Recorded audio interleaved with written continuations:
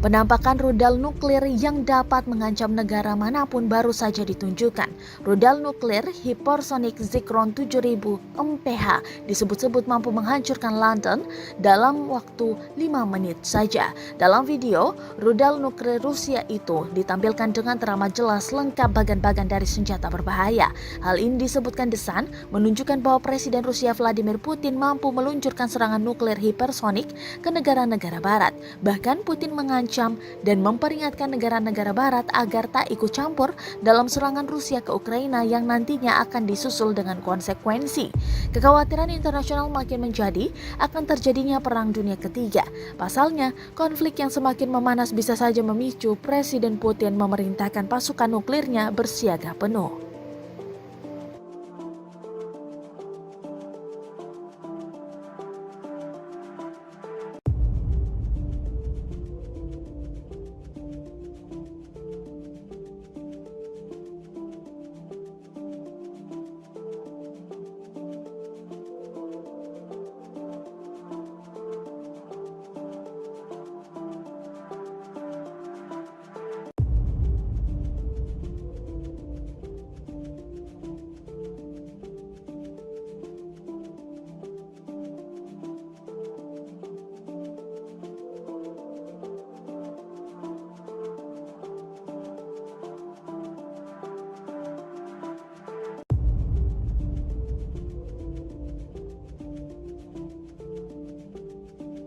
Terima kasih sudah nonton.